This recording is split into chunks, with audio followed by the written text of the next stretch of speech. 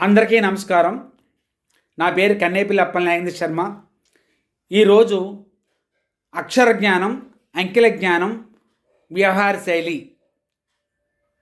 అనే 3 అంశాలు జీవితానికి చాలా ముఖ్యమైనవి అనే అభిప్రాయాన్ని మీతో తెలియజేస్తున్నాను.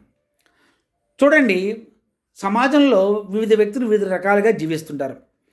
కొంతమంది వ్యాపారం చేసుకుంటారు, కొంతమంది వ్యవసాయం చేసుకుంటారు, కొంతమంది కూలి పని చేసుకుంటారు, కొంతమంది వృత్తి ఉద్యోగాలు చేసుకుంటారు, కొంతమంది రకరకాల పనులు చేసుకుంటారు. కొంతమంది టీచర్లుగా, కొంతమంది డాక్టర్లు, లాయర్గా ఉంటారు.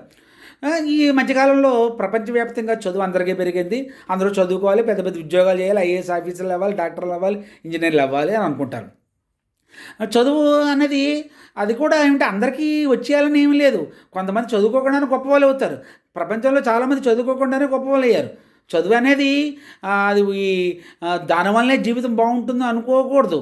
చదువు కావాలి జీవితంలో ఒక భాగం, అంతేకాని చదువే జీవితాన్ని ఇస్తుందని అనుకోవడం తప్పు.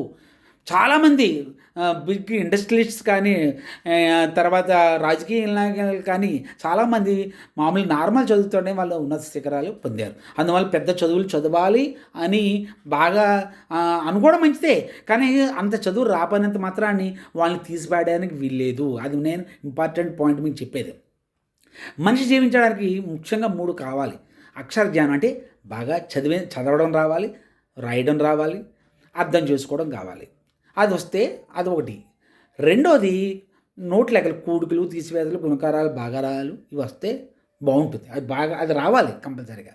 మూడోది ఏంటంటే వ్యవహార శైలి, ఏ పని ఎలా చేయాలి, ఏ పని ఎలా చేస్తే అవుతుంది అనే విషయం మీద అవగాహన ఉండాలి. ఈ మూడుట్లోనే వాళ్ళకి మంచి అవగాహన ఉందనుకోండి, అతడు జీవితంలో ఉన్నత స్థితికి డిఫరెంట్గా చేరగలడు.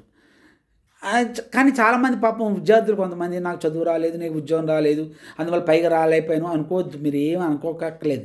ఈ మూడిటి మీద మీరు దృష్టి పెట్టండి.